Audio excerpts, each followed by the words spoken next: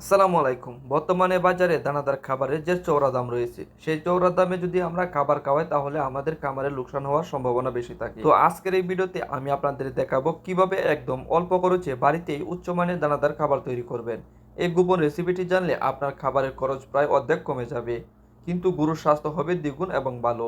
তো আমাদের এই দানাদার খাদ্য তৈরি করতে হলে যে প্রক্রিয়াগুলো প্রয়োজন সেগুলো হচ্ছে ভুট্টা ভাঙ্গা, গমের ভুসি, সরিষা খোল এবং আমরা যারা সরিষা খোল গরুকে না খাওয়াই, আপনি চাইলে তার সাথে বাজারে থেকে ফিড দিতে পারেন। অবশ্যই আপনি গরুকে খাওয়ানো যে কোনো ফিড দিতে পারেন। আর যদি আপনি না চান ফিড না খাওয়াতে, তাহলে আপনি সরিষা খোল তার সাথে দিতে পারেন। তবে আসল রহস্য হচ্ছে পরিমাণ মাপা। আমার হাতে যেই বাটিটি দেখতে পাচ্ছেন, সেখানে প্রায় 2 কেজির মতো ফিড রাখা যায়। তো এটা দিয়ে আমি আমার বড় গরুর জন্য 2 বাটি দিয়ে দিচ্ছি। তারপর এখান থেকে কম কম 1 বাটি ভুসি দিয়ে দিচ্ছি, কম কম 1 বাটি ভুট্টোর গুঁড়ো দিয়ে দিচ্ছি। কারণ এখানে প্রায় 2 কেজি ভুসি এই বাটির মধ্যে আটবে না।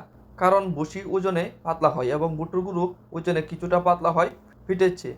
তো গমের ভুসি দিয়ে দিচ্ছি 1.5 কেজির মতো, ভুট্টার গুঁড়ো দিয়ে দিচ্ছি 1.5 কেজির মতো।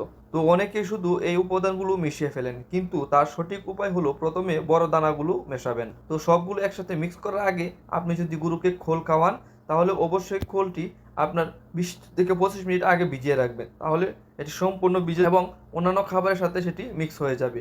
আর যদি ফিড খাওয়ান, তাহলে ফিড অবশ্যই আপনি 5 থেকে 10 মিনিট আগে ভিজিয়ে রাখতে পারেন।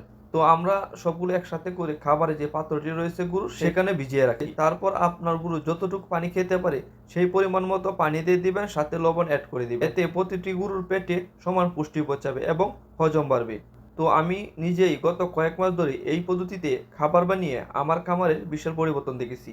তাই ভাবলাম যে আপনার সাথে এই বিষয়টি শেয়ার করা যাক। খরচ তো কমছে, সাথে গরুর দুধ উৎপাদন এবং শারীরিক গঠনও অনেক উন্নতি হয়েছে। তো আপনার এলাকায় বর্তমানে 1 কেজি দানাদার খাদ্যের দাম কত, তা অবশ্যই কমেন্ট করে জানাবেন। পরবর্তীতে ভিডিও নিয়ে আসবো ছোট বাছুর কিভাবে দ্রুত বড় হবে এবং তাদেরকে কি কি পুষ্টিকর খাবার খাওয়ানো উচিত, সেই বিষয় নিয়ে পরবর্তীতে ভিডিও আসবে।